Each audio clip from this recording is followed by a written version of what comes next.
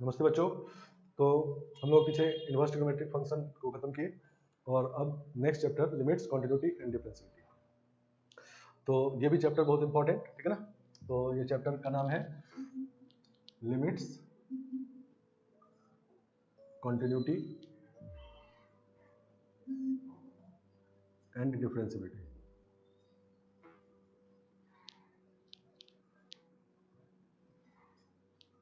Limits, continuity and differentiability, ठीक है ना। समझ गया। चलो, तो इस चैप्टर में भी बहुत सारी बातें हैं, तो पहले इसको सब टॉपिक्स में डिवाइड कर लेते हैं और फिर आगे बढ़ते हैं, ठीक है ना। तो पहला इसमें टॉपिक जो होता है उसको कहते हैं लिमिट्स। सेकेंड होता है, इसको कहते हैं existence of limit, existence of limit and continuity, continuity of function at a point। तीसरा होता है differentiability, differentiability of function at A point.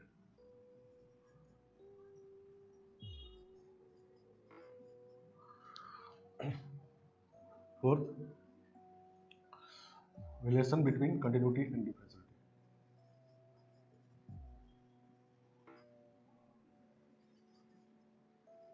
Continuity and differentiability, continuity short में लिखिए है डिफरेंशियबिलिटी, ठीक है ना। पांचवा होता है algebra of continuity and differentiability.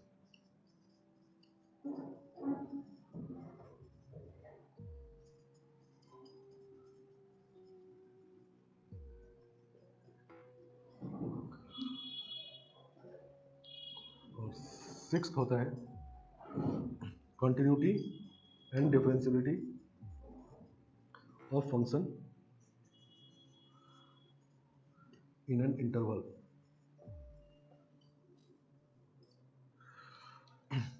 ठीक है ना। और सातवां नंबर होता है algebra of continuous function, sorry, properties of continuous function.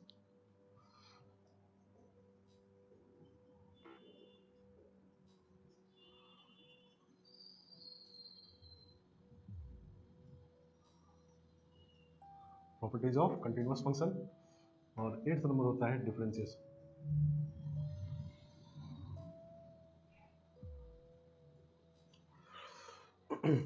समझ गया।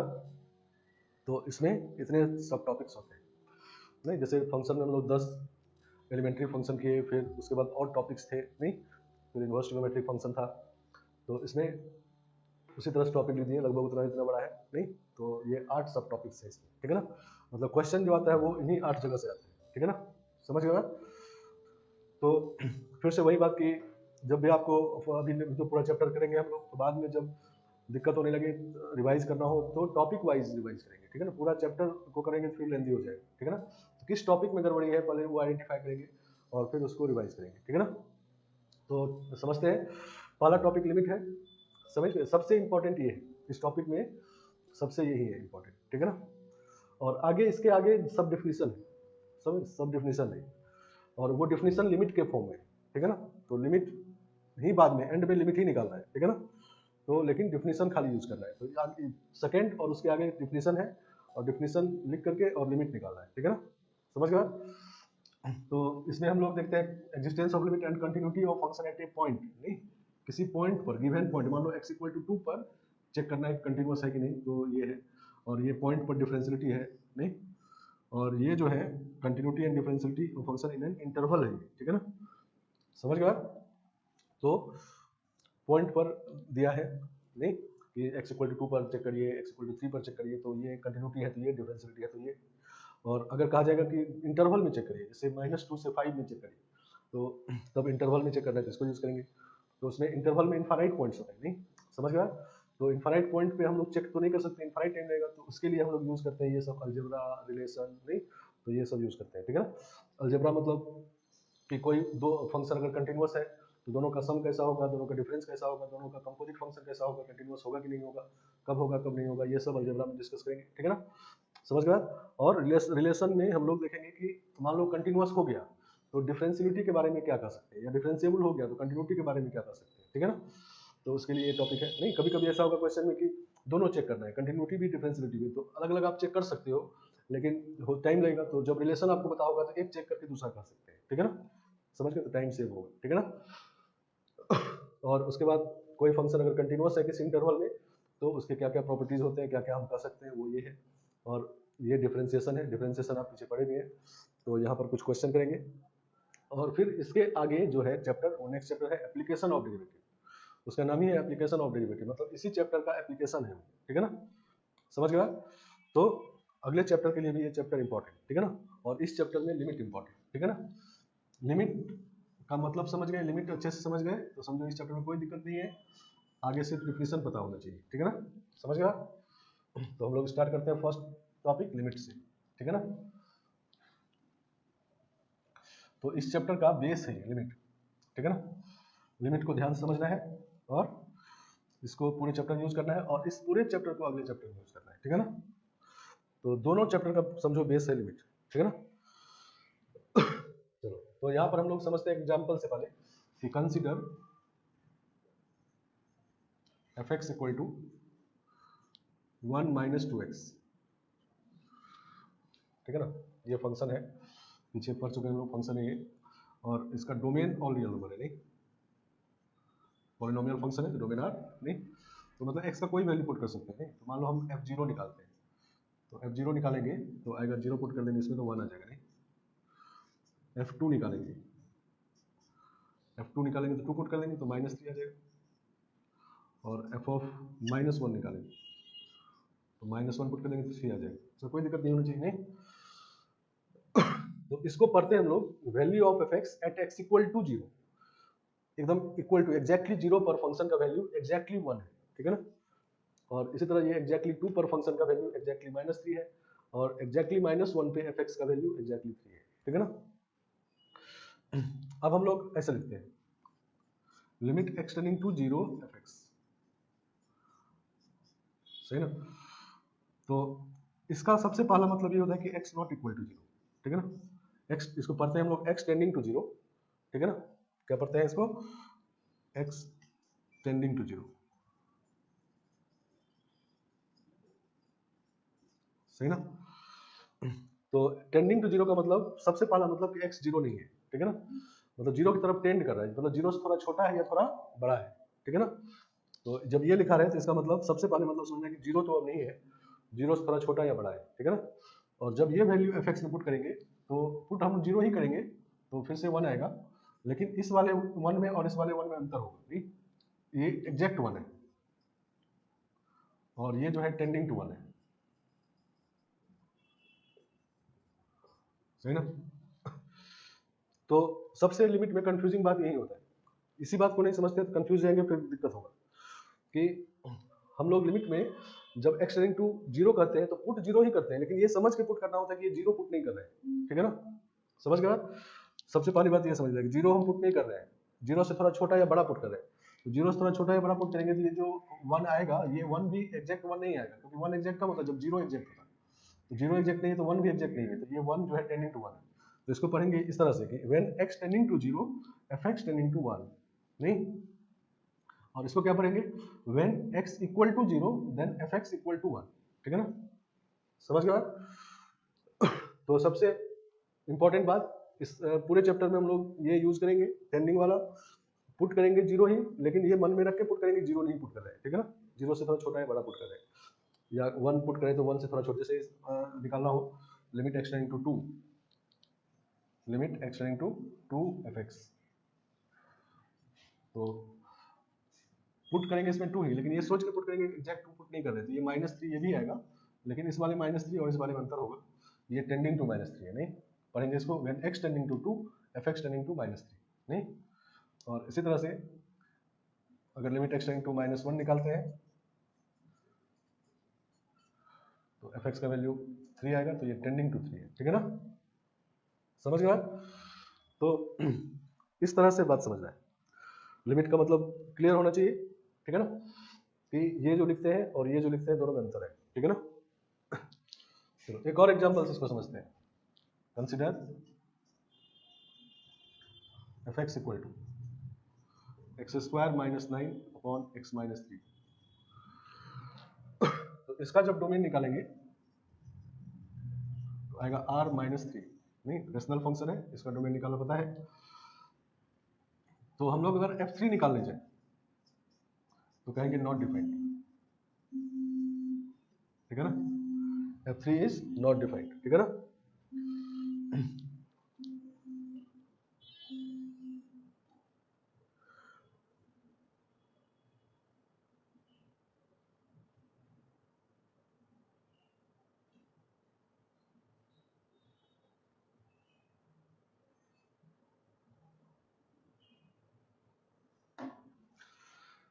समझ गया।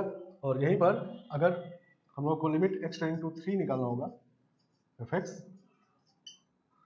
तो इसका मतलब लिमिट x टेंडिंग टू 3 और x square minus 9 upon x minus 3। तो इसका मतलब है कि x नॉट इक्वल टू 3, ठीक है ना। तो इसको कैंसिल कर सकते हैं, तो ये x प्लस 3 हो जाएगा, तो ये 6 हो जाएगा। नहीं, 3 पुट कर देंगे इसमें तो 6 आएगा, लेकिन ये टेंडिंग टू 6 आएगा। नहीं, समझ गया। तो यहाँ से और देखो ये बात क्लियर हो रहा है कि जब इसमें ये निकालते हैं हम लोग f3 इक्वल टू 3 पर, तो कहेंगे फंक्शन इज नॉट डिफाइंड, ठीक है ना, डोमेन में ही नहीं है। लेकिन इसका मतलब x इक्वल टू 3 नहीं होता, सबसे पहला बात यही है। तो x 3 से थोड़ा छोटा है या 3 से थोड़ा बड़ा है, वो इसके डोमेन में है नहीं। तो उस केस में जो फंक्शन का वैल्यू निकालेंगे तो वो 6 की तरफ टेंड करेगा। नहीं, समझ गया। एग्जैक्टली 6 नहीं होगा, 6 की तरफ टेंड करेगा। नहीं, तो लिमिट का मतलब यहीं पर ज़्यादा इंपॉर्टेंट होता है कि कभी कभी किसी पॉइंट पर फंक्शन डिफाइंड नहीं होता है, तो हम लोग चाहते हैं कि उस पॉइंट के अगल बगल में फंक्शन का वैल्यू निकालें। नहीं, जैसे 3 पर फंक्शन डिफाइंड नहीं है, तो 3 से जस्ट पहले, जस्ट 3 के जस्ट पहले वाला रियल नंबर कौन सा होता है, तो 3 के जस्ट पहले वाला रियल नंबर आप नहीं बता सकते। नहीं, कोई कहेगा 2.9, नहीं तो उसके और 3 के बीच में भी नंबर होगा, कोई कहेगा 2.99, तो उसके और 3 के बीच में नंबर, 3 के जस्ट पहले वाला रियल नंबर नहीं पता है और जस्ट आगे वाला भी रियल नंबर नहीं पता है। अगर वो पता होता तब लिमिट पढ़ने का जरूरत ही नहीं होता, तब सीधा वो नंबर लिख देते। नहीं, तो टेंडिंग टू 3 लिखने का यही मतलब होता है कि 3 से थोड़ा सा पहले, जस्ट पहले या जस्ट आगे, ठीक है ना, उसी नंबर को कहने के लिए हम लोग ये काम करते हैं, ठीक है ना, समझ गया। और वहां पर चूंकि फंक्शन डिफाइंड है तो वहां पर वैल्यू निकाल सकते हैं हम लोग, इसका मतलब, तो उसी के लिए हम लोग लिमिट निकाल लेते हैं। तो उसके अगल बगल में फंक्शन का वैल्यू 6 की तरफ टेंड करेगा, लेकिन उस पॉइंट पर फंक्शन डिफाइंड नहीं है, ठीक है ना। तो इसको अगर मान लो ग्राफ से समझा जाए,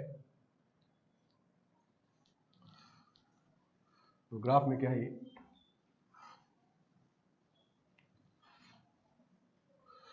तो जैसे फर्स्ट एग्जांपल था, तो y equal to 1 minus 2x। नहीं, तो स्ट्रेट लाइन है ये, ठीक है ना, इसका y इंटरसेप्ट 1 है, स्लोप नेगेटिव है। नहीं, तो इस तरह ग्राफ होगा, ठीक है ना, ये 1/2 है, ये 1 है। नहीं, x इक्वल टू मान लो 2 पर देखते हैं, ये वाला देखते हैं, तो 2 पर इसका वैल्यू, 2 पर इसका वैल्यू है -3। नहीं, ये एग्जैक्ट 2 पर एग्जैक्ट -3, ठीक है ना। 2 से थोड़ा सा पहले जाएंगे तो इस तरह से होगा। नहीं, 3 की तरफ टेंड करेगा, और आगे जाएंगे तब ये -3 की तरफ टेंड करेगा। नहीं, मतलब चाहे इधर से आप 2 की तरफ जाइए, इधर से 2 की तरफ जाइए, तो ये वैल्यू -3 की तरफ टेंड करता मानेगा। नहीं, समझ गया। तो ये मतलब होगा, ठीक है ना, ठीक है। मतलब जब लिमिट लिखते हैं तो हम लोग इधर से या इधर से 2 की तरफ आते हैं, 2 की तरफ जाते हैं, तो उसके इसमें -3 की तरफ टेंड करता हुआ दिखेगा। नहीं, समझ गया। और एग्जैक्ट 2 पे चले जाएंगे तब ये -3 हो जाएगा, ठीक है ना, समझ गया। इसी तरह से मान लो दूसरा वाला ग्राफ जो है y equal to x square minus 9 by x minus 3। नहीं, तो इसको हम लोग लिख सकते हैं x प्लस 3, लेकिन x नॉट इक्वल टू 3 पर, ठीक है ना, 3 पर तो डिफाइंड ही नहीं है, तो बाकी जगह पे ये लिख सकते हैं, ठीक है ना। तो इसका ग्राफ बनाएंगे, पॉजिटिव स्लोप है इसका, y इंटरसेक्ट 3 है, तो ग्राफ इस तरह से कुछ होगा, -3 और 3। नहीं, समझ गया। x इक्वल टू 3 पर इसका देखेंगे, ये 3 पर, मान लो 3 यहाँ पर है, ये नॉट डिफाइंड है, ठीक है ना। तो इसमें जो 6 आ रहा है वो 6 एक्चुअली नहीं आएगा क्योंकि ये नॉट डिफाइंड है, ठीक है ना। लेकिन 3 से जैसे आगे जाएंगे थोड़ा सा या पीछे आएंगे, तो ये 6 की तरफ टेंड करता हुआ दिखेगा, ठीक है ना, समझ गया। अगर आप 3 की तरफ इधर से आए चाहे इधर से आए, तो ये भी इधर से या इधर से 6 की तरफ आता हुआ निकलेगा, नहीं समझ गया। तो ये तो इस बार ये 3 पे डिफाइंड ही नहीं है, नहीं तो F3 हम लोग निकाल ही नहीं सकते, लेकिन उसके जब आगे पीछे जाएंगे थोड़ा सा तो वो 6 के क्लोज वैल्यू होगा, नहीं समझ गया, जो fx का वैल्यू होगा 6 के क्लोज होगा, ठीक है ना, वही लिमिट का मतलब है। आगे बात समझ गए। तो सबसे पहला बात ये कि लिमिट का मतलब समझना, ठीक है ना, समझ गए। और लिमिट का वैल्यू जो निकलता है और एग्जैक्ट पॉइंट पर जो फंक्शन का वैल्यू निकलता है, दोनों में अंतर है, ठीक है ना, समझ गए।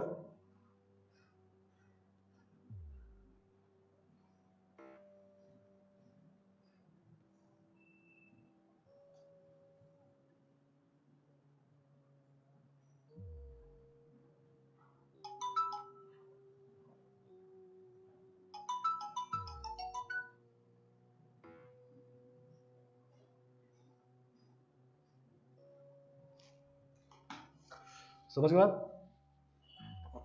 तो ये है, चलो अब इसको हम लोग डिफाइन करते हैं, ठीक है ना। तो एक्चुअली डिफिनेशन सीधा देखते तो देखने में भारी सा लगता, तो अब ये समझने के बाद लिमिट को डिफाइन करते हैं, ठीक है ना। तो इसको हटा लेना है।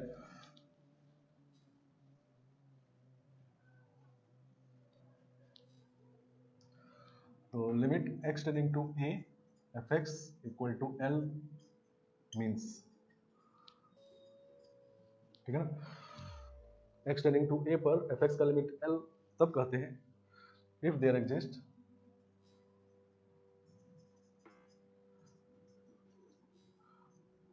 Positive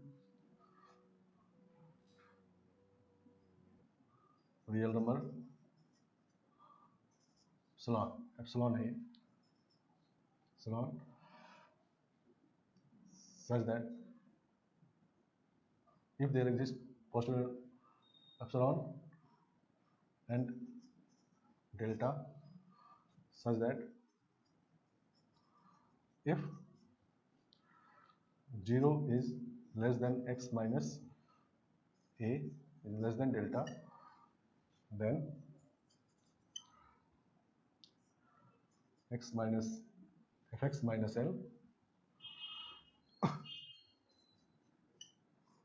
less than epsilon। समझ गया, ये डिफिनेशन लिखा होता है बुक में। ये limit x tending to a पर fx का वैल्यू l तब कहेंगे if there exists a positive real number epsilon and delta such that x का इंटरवल ये होगा अगर, तो fx का इंटरवल ये होगा, ठीक है ना, सही है। तो इसको जब सॉल्व करोगे तो ये ऐसा आएगा, इधर वाले को सॉल्व करेंगे तो आएगा minus delta is less than x minus A less than delta, और ए माइनस डेल्टा से ए प्लस डेल्टा, ठीक है ना, समझ गया। और जब इधर वाले को सॉल्व करेंगे तो x नॉट इक्वल टू आएगा, ठीक है ना, तो x not equal to A, ठीक है ना, इसको सॉल्व करेंगे तो x का value all real number except A आएगा, नहीं तो a माइनस डेल्टा से a प्लस डेल्टा जाते हुए a भी आएगा, तो a को हटा के बाकी जगह पे अगर x है, ठीक है ना, देन इसको सॉल्व करेंगे अगर, तो ये आएगा minus epsilon is less than F x minus L is less than epsilon, और एफ एक्स का वैल्यू आ जाएगा कितना, एल माइनस एप्सिलॉन से एल प्लस एप्सिलॉन,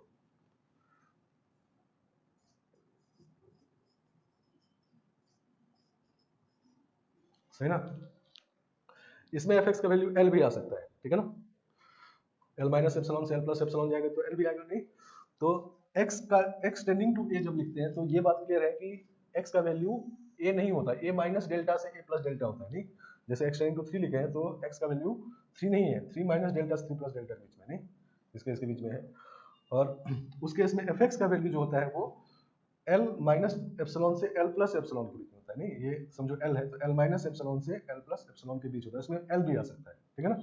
तो ये जो लिमिट का वैल्यू एल है ये कभी कभी इक्वल टू एल भी हो जाएगा, लेकिन ये कभी इक्वल टू ए नहीं होगा, ठीक है ना, समझ गया। तो कभी कभी लिमिट का वैल्यू जो होता है एल वो इक्वल टू भी हो जाता है।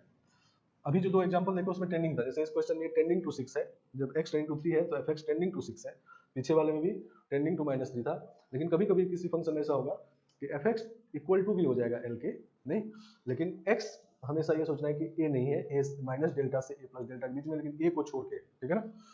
यहाँ पर डेल्टा और एप्सिलॉन जो है very very small positive real number है, ठीक है ना, समझ गए बात। जैसे मान लो एक एग्जांपल लेते हैं कि लिमिट x टेंडिंग टू 1.5 और ग्रेटेस्ट नंबर ऑफ x, ठीक है ना।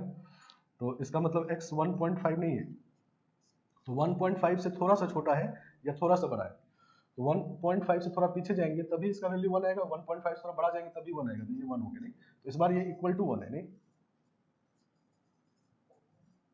नहीं।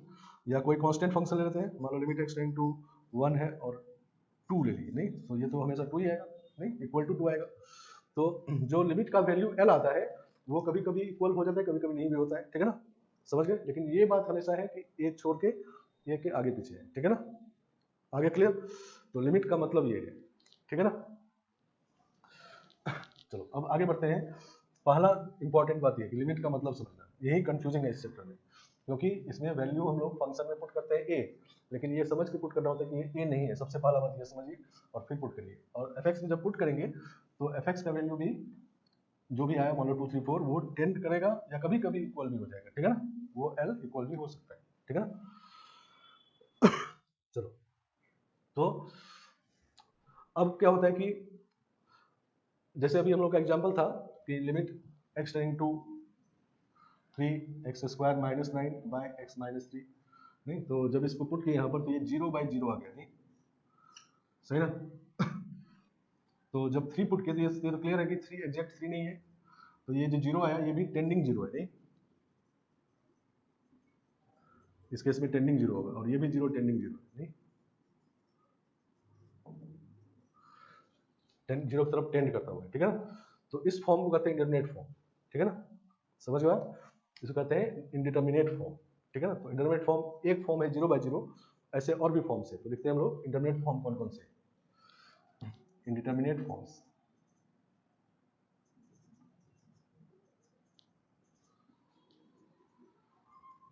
इंडिटरमिनेट फॉर्म्स तो पहले लिख लेते हैं इसको। तो पहला फॉर्म है 0/0, दूसरा है इंफिनिटी बाय इंफिनिटी, तीसरा है इंफिनिटी माइनस इंफिनिटी, और चौथा है इंफिनिटी इंटू 0, और पांचवा है 0 का पावर 0, छठा है इंफिनिटी का पावर 0, और सातवां है 1 का power infinity, x power infinity x tending to 1, सही ना। समझ गए, इन फॉर्म्स कहते हैं इंटरमीडिएट फॉर्म। इंटरमीडिएट फॉर्म का मतलब क्या है कि ये फॉर्म जैसा नाम है इंटरमीडिएट, इस फॉर्म को देखते ही आप वैल्यू पता नहीं कर सकते, इसके लिए आपको सॉल्व करना होगा। जैसे अभी 0/0 था तो इसको सॉल्व किए तो 6 आ गया, नहीं कभी 0/0 ऐसा होगा, मान लो X square minus 4 upon x minus 2, तो ये 4 आ जाएगा, नहीं सही ना, ये भी 0/0 है। तो 0/0 इंटरमीडिएट फॉर्म का मतलब कि इसका वैल्यू देखते ही आप नहीं कर सकते कि कितना होगा। जैसे 5/5 है, 5/5 है तो ये क्लियर है कि 1 है, नहीं 2/2 है तो ये 1 है, -1/-1 है तो 1 है, नहीं। लेकिन जब 0/0 है तो इसको हम लोग नहीं कर सकते क्या है, ठीक है ना। तो उसके लिए आपको सॉल्व करना होता है, ठीक है ना, समझ गए। एक क्वेश्चन में 0/0 का वैल्यू 6 आ गया, एक क्वेश्चन में 4 आ गया, कभी इनफाइनाइट आ जाएगा, कभी 0 आ जाएगा, कभी 1/2 आ जाएगा। तो इसीलिए इसका नाम है इंटरमीडिएट फॉर्म, मतलब इस फॉर्म को, इस सातों फॉर्म को में जब क्वेश्चन रहेगा तो आप देखते ही वैल्यू नहीं बता सकते, उसके लिए आपको सॉल्व करना होगा और फिर आंसर निकालना होगा। और बाकी कोई भी 8वां फॉर्म है तो वो डिटर्मिनेट है, उसको देखते ही आप वैल्यू बता सकते हैं। जैसे हम लोग अभी पीछे एग्जांपल किए तो फर्स्ट एग्जांपल था 1 - 2x, उसमें वैल्यू पुट करते ही आ गया, नहीं। लेकिन सेकंड एग्जांपल ये था तो इसमें हम लोग 0/0 आ गया, पहले सॉल्व किए तब वैल्यू 6 आया, नहीं समझ गए। तो जब भी क्वेश्चन इन सातों फॉर्म में आ जाए तो हम लोग पहले सिंप्लीफाई करेंगे, सॉल्व करेंगे और फिर आंसर निकालेंगे। इनका वैल्यू कुछ भी आ सकता है, ठीक है ना, क्योंकि इंडिटरमिनेट है ये। और इसके अलावा कोई भी 8वां फॉर्म डिटरमिनेट है, ठीक है ना। समझ गए आप। और क्या है कि इसमें सारे वैल्यू स्टैंडिंग है, सही ना। ये जो वैल्यू लिखा हुआ है लिमिटिंग वैल्यू, लिमिट का वैल्यू रखने से आया है, स्टैंडिंग वैल्यूज है सारे, नहीं। यहीं पर अगर कोई एग्जैक्ट हो जाए, मान लो ये हो गया एग्जैक्ट 0/0, ऊपर में एग्जैक्ट 0 आ गया और नीचे टेंडिंग 0 आ गया, तब कहेंगे 0 आ गया, तब डिटरमिनेट हो गया, ठीक है ना। और अगर उल्टा हो टेंडिंग 0 अपॉन नीचे एग्जैक्ट 0 हो जाए तो दिस इज नॉट डिफाइंड, ठीक है ना, क्योंकि नीचे एग्जैक्ट 0 नहीं होना चाहिए, तो नॉट डिफाइंड। इसी तरह से जैसे ये है इन्फानाइट, तो हमेशा टेंडिंग ही होता है, नहीं, और ये जीरो भी टेंडिंग है इसमें, अगर एग्जैक्ट जीरो हो जाए तो ये जीरो हो जाए, तो इन्फानाइट इंटू एग्जैक्ट जीरो अगर मल्टीप्लाई कर दें तो एग्जैक्ट जीरो मल्टीप्लाई करें किसी पॉइंट में जीरो हो जाएगा, ठीक है ना। उसी तरह से ये एग्जैक्ट जीरो पावर हो जाए तो वन हो जाएगा, नहीं, ये भी एग्जैक्ट वन हो जाए और उसका पावर इन्फानाइट हो तो वन हो जाएगा, तो टेंडिंग वन है, नहीं, तो ये जितने भी वैल्यूज हैं सब टेंडिंग है, तब इंटरमीडिएट फॉर्म, ठीक है ना। एग्जैक्ट हो जाएगा तो तब इंटरमीडिएट फॉर्म नहीं होगा, तब उसका डिटरमिनेट हो जाए या अनडिफाइंड हो जाए, कुछ और हो जाए, ठीक है ना। समझ के बाद क्लियर हो गया। तो अभी तक में तीन बात क्लियर हो जाना चाहिए। पहला बात कि लिमिट का मतलब समझना है, लिमिट का मतलब सबसे इंपॉर्टेंट इस टॉपिक में, और उसके बाद इंटरमीडिएट फॉर्म कौन कौन से हैं, ठीक है ना। समझ गया, कितने फॉर्म ऐसे होते हैं जो इंटरमीडिएट है, मतलब जिसको देखते ही वैल्यू पता नहीं कर सकते, तो ये साथी है, ठीक है ना। कोई आठवां है तो वो डिटरमिनेट है, उसका आंसर देखते ही कर सकते हैं, ठीक है ना। और तीसरा बात कि इन डिटरमिनेट फॉर्म में सारे वैल्यूज टेंडिंग वैल्यूज है, ठीक है ना। समझ गया। चलो, अब नेक्स्ट है कि इंटरमीडिएट फॉर्म को अब सॉल्व कैसे करेंगे। जैसे इंटरमीडिएट फॉर्म है तो उसको सॉल्व करके वैल्यू पता करना होगा, तो अब इसको सॉल्व कैसे करेंगे, ठीक है ना। समझ गया। तो सॉल्व करने का सभी इंटरमीडिएट फॉर्म को सॉल्व करने का मेथड है, ठीक है ना, ठीक है। तो उसमें से जीरो बाय जीरो सॉल्व करने के चार मेथड होते हैं, ठीक है ना। समझ गया। और इन्फिनिटी बाय इन्फिनिटी सॉल्व करने के दो मेथड होते हैं, ठीक है ना।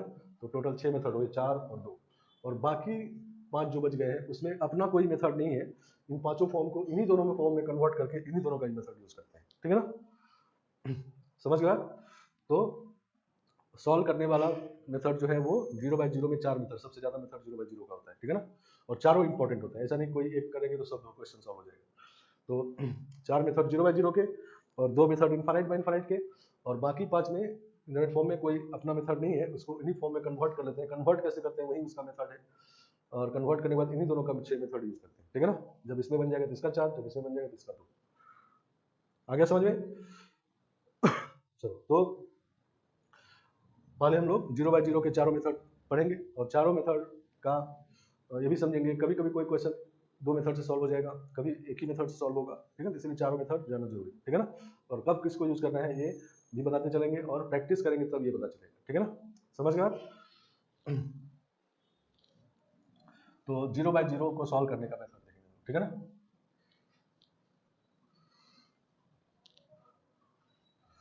तो method for solving zero by zero,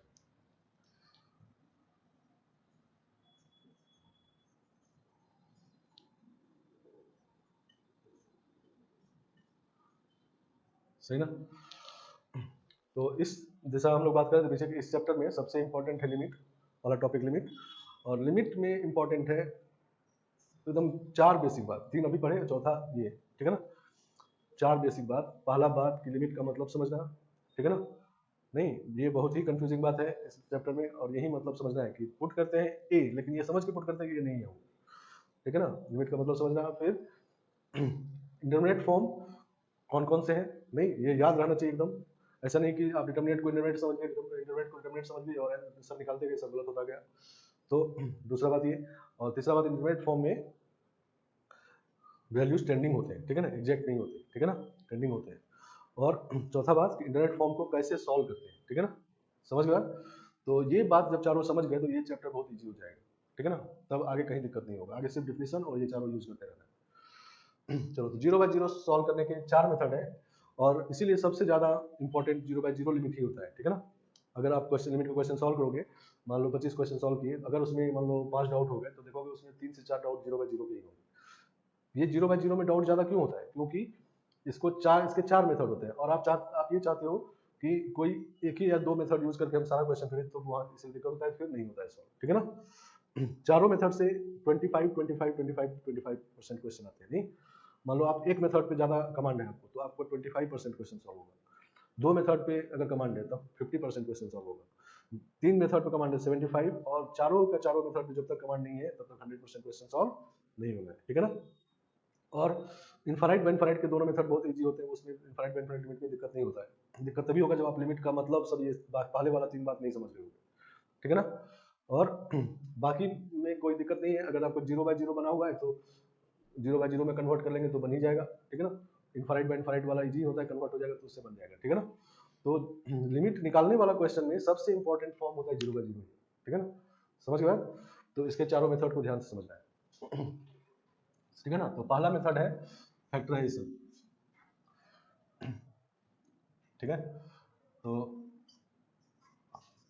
मान लो F X by G X है और ये 0/0 आ गया, नहीं सही ना। तो x का वैल्यू ये रखने से fx 0 आया, तो इसका मतलब x माइनस ए इसमें फैक्टर है, ठीक है ना। और x का वैल्यू ये रखने से gx भी 0 है, तो gx में भी फैक्टर है, नहीं। तो इसका मतलब ये हुआ कि x minus A is the factor of both fx and gx, ठीक है ना। तो दोनों में से ये फैक्टर निकाल के कैंसिल कर देना है, नहीं, और फिर सॉल्व कर लेना है, ठीक है ना। समझ गया? तो पहला मेथड यही है कि फैक्टराइजेशन, ठीक है ना। तो एग्जांपल समझते हैं इसको। तो एग्जांपल इवेलुएट, फर्स्ट है limit x tending to 2 x square minus x minus 2 और x square minus 3x plus 2। तो पहले इसमें पुट करेंगे इसको, तो 4 माइनस 4 ये 0 आ जाएगा नोमिनेटर में, और ये 4 2 6 और माइनस 6 ये भी 0 आ जाएगा, नहीं। तो देखो हम लोग यहाँ पुट 2 कर रहे हैं, लेकिन ये मन में रखे हुए कि 2 नहीं है, ठीक है ना। तो इसलिए टेंडिंग 0 है, ये भी टेंडिंग 0, ठीक है ना। तो इंटरमीडिएट फॉर्म हो गया।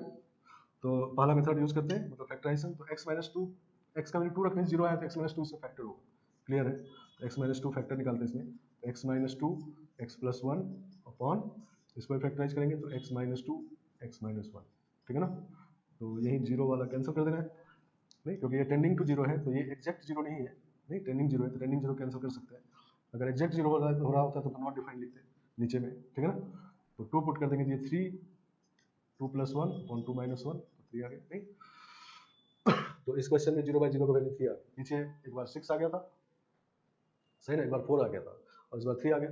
तो इसीलिए इंटरमीडिएट फॉर्म है, मतलब इसका वैल्यू कुछ भी आ सकता है, क्वेश्चन वो सॉल्व करके ही पता चलेगा, ठीक है ना। Second, limit x tending to 1 x plus 3 minus 2 upon x square plus x minus 2, ठीक है ना। इसको भी आप चेक करेंगे पहले फॉर्म, तो 4 का अंडर रूट, ठीक है ना, 2 आ गया, 2 माइनस 2 0 आ गया, नहीं, और नीचे भी 0 आ गया, नहीं, 0/0 फॉर्म। और ये क्लियर है कि टेंडिंग 0 है ये, क्योंकि एग्जैक्ट 1 नहीं है, तो ये भी एग्जैक्ट 0 नहीं होगा, नीचे भी एग्जैक्ट 0 नहीं है, इंटरमीडिएट फॉर्म होगा, नहीं। चलो इंटरमीडिएट फॉर्म है। अब हम लोग को फैक्टराइज करके x माइनस 1 फैक्टर निकालना है, नहीं, x माइनस 1 फैक्टर निकालेंगे, क्लियर है कि ऊपर नीचे होगा ही, क्योंकि 0 आ रहा है। तो इस बार ऊपर में अंडर रूट है, पहले उस पर रेशनलाइज कर लेते हैं, तब फैक्टराइज करना इजी होगा।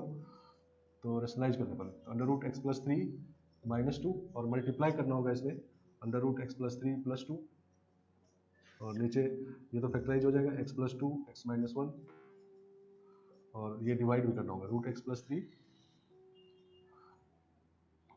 प्लस 2, ठीक है ना। चलो तो ऊपर में हो गया a minus b, a plus b तो a square minus b square, तो x माइनस 1 आ जाएगा, नहीं, x प्लस 3 और माइनस 4 तो x माइनस 1 आ जाएगा, ये क्लियर है। x माइनस 1 नीचे भी है और x प्लस 2 है और एक फैक्टर ये भी है, तो कैंसिल हो गया। तो 1 पुट करेंगे तो 1/3 हो जाएगा ये, और ये 2 प्लस 2 4 हो जाएगा, तो 1/12 हो गया, नहीं। समझ गया? तो 1/12 आ गया। देखो इस क्वेश्चन में डिफरेंट आंसर आ गया, तो 0/0 ये भी था, इसका वैल्यू इस बार अलग आ गया, नहीं, क्यों अलग आ गया, क्योंकि 0/0 इंटरमीडिएट फॉर्म है, तो इसको जब तक सॉल्व नहीं करेंगे तब तक पता नहीं चलेगा, ठीक है ना। इसलिए सॉल्व करते हैं, ठीक है ना। तीसरा क्वेश्चन,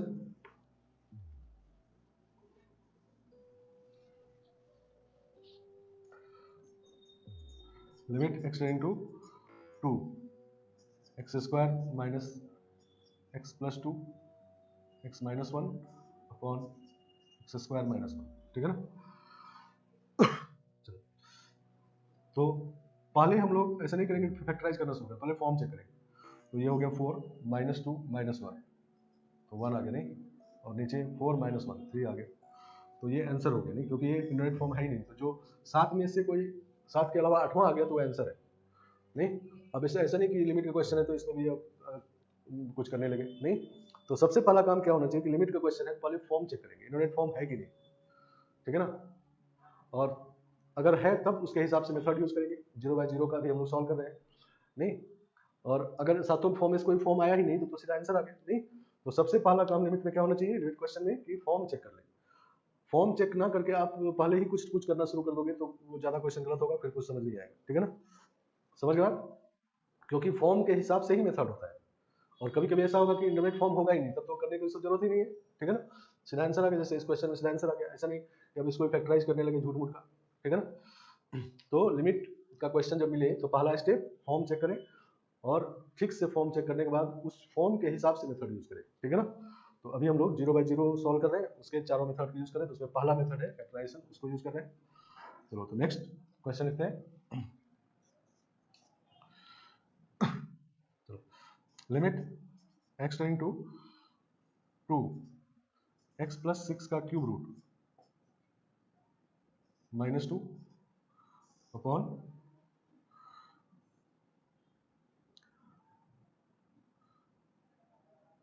x - 1 -1, ठीक है ना।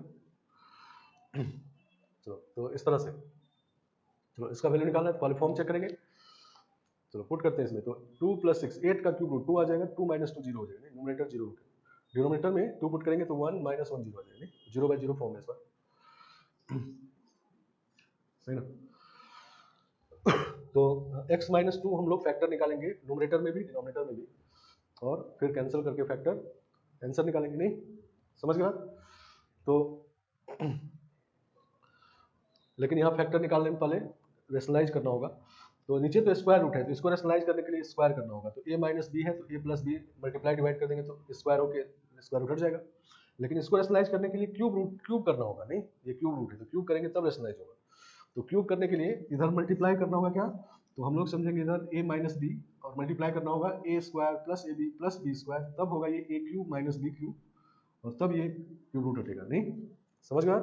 तो क्यूब रूट को रेशनलाइज करने के लिए क्यूब करना होगा नहीं, और स्क्वायर रूट को रेशनलाइज करने के लिए स्क्वायर करना होगा। तो उसके हिसाब से मल्टीप्लाई डिवाइड करेंगे नहीं।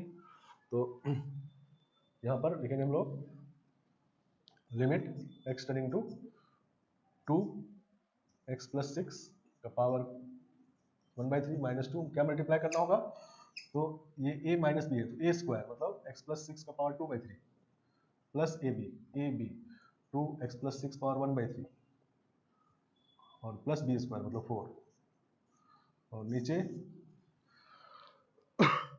ये है तो रूट x - 1 इसको रेशनलाइज करने के लिए रूट x - 1 + 1 मल्टीप्लाई करना होगा।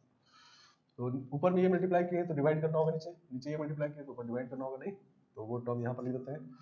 इसके बाद समझो मल्टीप्लिकेशन यहाँ लिखा हुआ है, तो रूट x + x - 1 + 1 ये ऊपर मल्टीप्लाई किया है और ये वाला नीचे।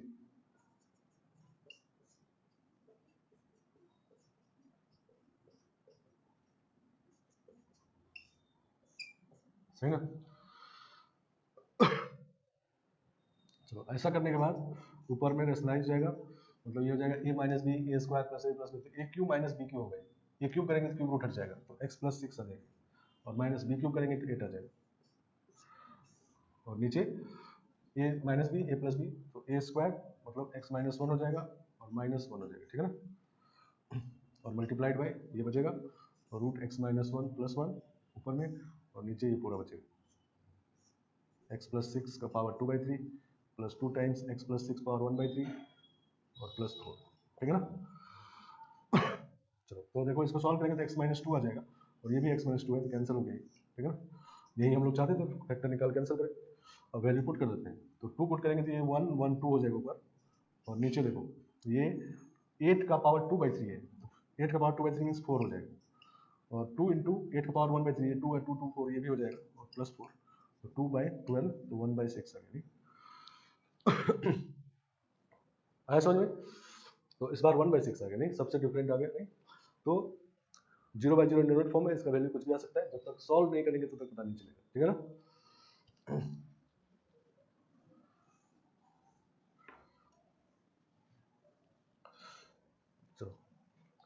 नेक्स्ट क्वेश्चन,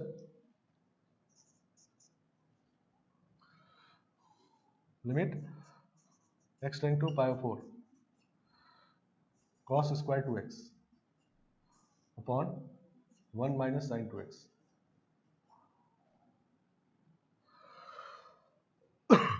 इस तरह से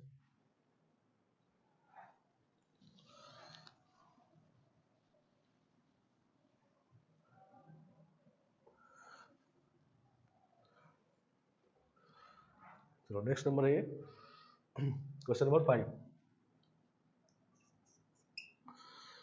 चलो तो इसमें देखो पाई 4 अगर पुट करेंगे तो ये cos 90 हो जाएगा जीरो, नहीं, और चूंकि एग्जैक्ट पाई 4 नहीं तो ये टेंडिंग जीरो है और नीचे भी टेंडिंग जीरो है, ठीक है ना, क्योंकि ये पाई साइन पाई 2 1 हो जाएगा, 1 माइनस 0, तो इंटरमीडिएट फॉर्म है ये, नहीं।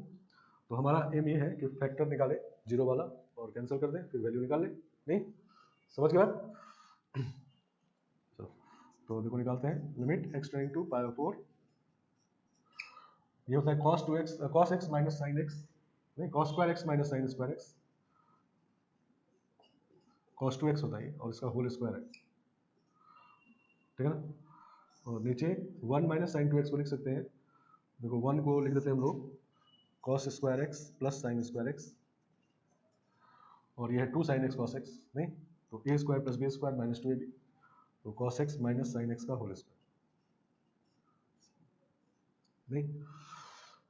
तो इसको जब फैक्टराइज करेंगे तो आएगा cos x minus sine x into cos x plus sine x और उसका स्क्वायर है, नहीं। तो ये हो जाएगा limit x tending to pi 4 cos x minus sine x का होल स्क्वायर आएगा और cos x plus sine x का होल स्क्वायर है, और नीचे cos x minus sine x का होल स्क्वायर, ठीक है ना।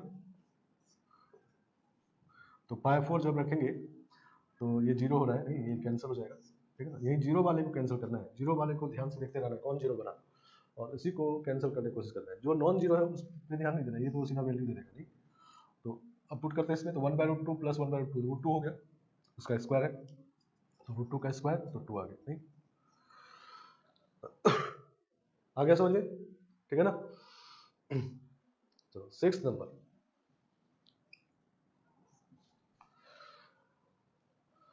Limit x tending to 0 to 10x minus 10 2x upon sine cube x, सही ना। तो फॉर्म चेक करेंगे, 0 0 0 0/0, नहीं,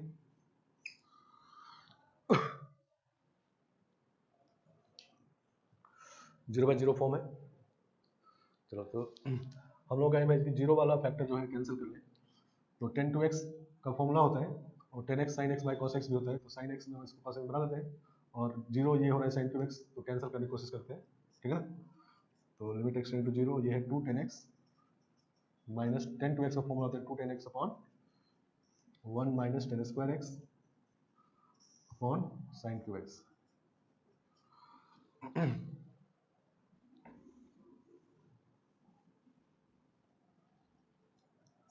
तो लिमिट x टेंडिंग टू 0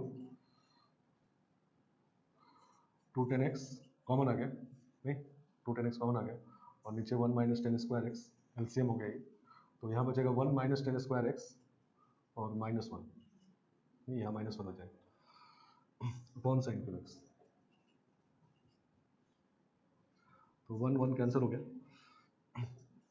तो लिमिट x टेंडिंग टू 0, ये हो गया -2 10 क्यूब एक्स, तो sine cube x upon cos cube x, और नीचे 1 माइनस 10 स्क्वायर एक्स आ जाएगा इंटू साइन क्यूब एक्स। तो ये जीरो पे कंसंट्रेट करके कैंसिल करना है, ये जीरो नहीं हो रहा है तो ये तो सीधा वैल्यू देगा, ये जीरो नहीं हो रहा है, ठीक है ना। तो कितना आएगा -2 1, और ये भी जीरो होकर 1 आ जाएगा, तो -2 आ गया। आ गया समझ में। तो इस तरह से सॉल्व करना है, नहीं, समझ के बाद।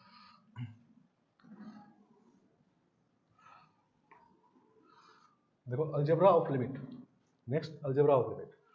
कभी कभी इस काम करने के लिए हम लोग अलजेब्रा यूज करेंगे, लिमिट का अलजेब्रा।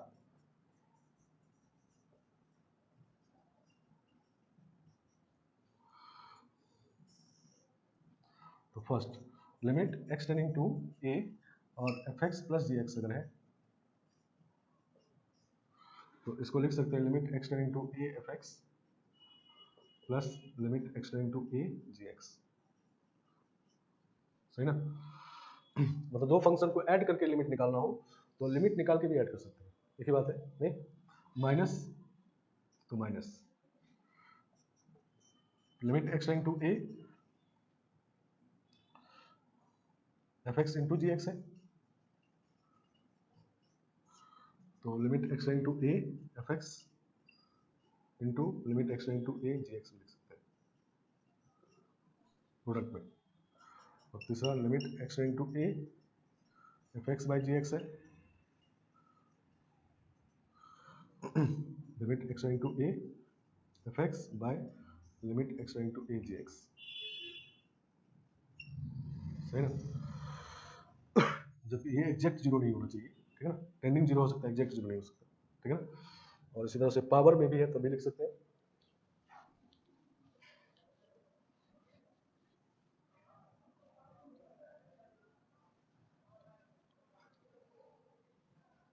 और limit x tending to A F X का पावर जी एक्स, तो limit x tending to A F x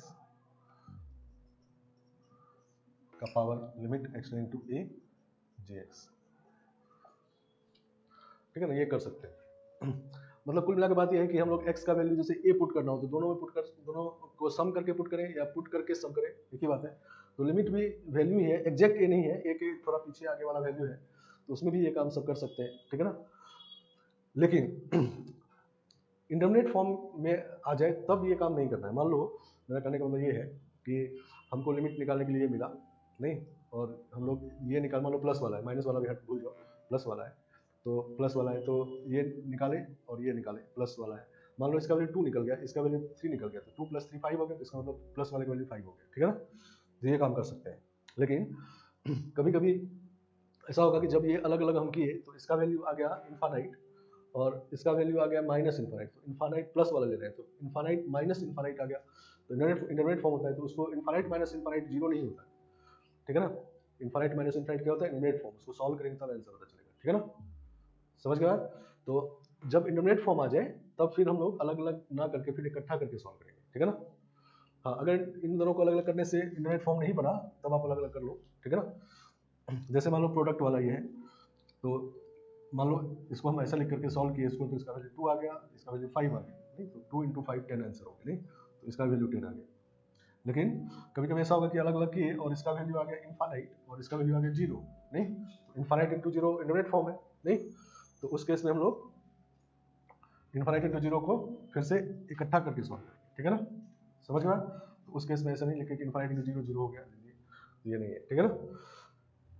तो कभी कभी क्वेश्चन सम में या प्रोडक्ट में बड़ा सा लिखा रहेगा, उस केस में आप अलग अलग कर सकते हो, ऐसे निकाल सकते हो, लेकिन कंडीशन क्या क्लियर है कि इंटरमीडिएट फॉर्म नहीं बनना चाहिए, अगर बन गया तो फिर इस तरह से करके निकालेंगे, ठीक है ना। जैसे एग्जांपल मान लो हमको निकालना है limit x tending to 2 root x minus under root of x square minus 4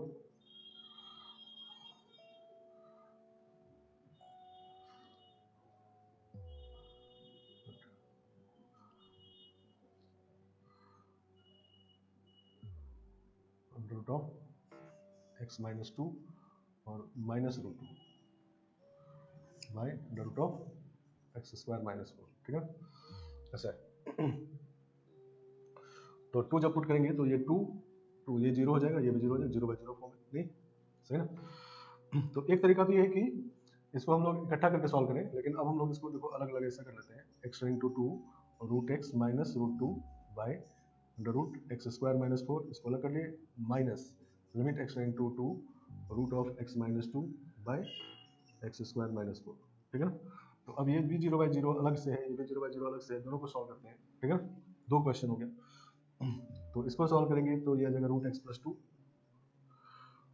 तो 2 पुट करेंगे तो 1/2 आ जाएगा, ये तो माइनस 1/2 हो गया। इसको अलग सॉल्व करते हैं तो इसको रेशनलाइज कर लेते हैं, नहीं तो ये हो जाएगा limit x tending to 2 x minus 2 नहीं upon under root x square minus 4 और रूट एक्स प्लस रूट 2।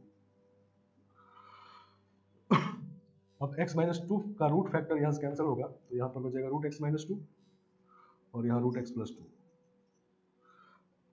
तो ये जीरो हो गया, नीचे जीरो नहीं है तो zero upon non zero zero आ गया, नहीं तो आंसर हो गया zero minus one by two, तो माइनस वन बाई टू, नहीं तो इंटरनेट फॉर्म नहीं है तो ये आंसर हो गया, नहीं और यहीं पर अगर इंटरनेट फॉर्म आया तब इसी फॉर्म में लिख के सॉल्व किया होता है, ठीक है ना, आया बात समझ में,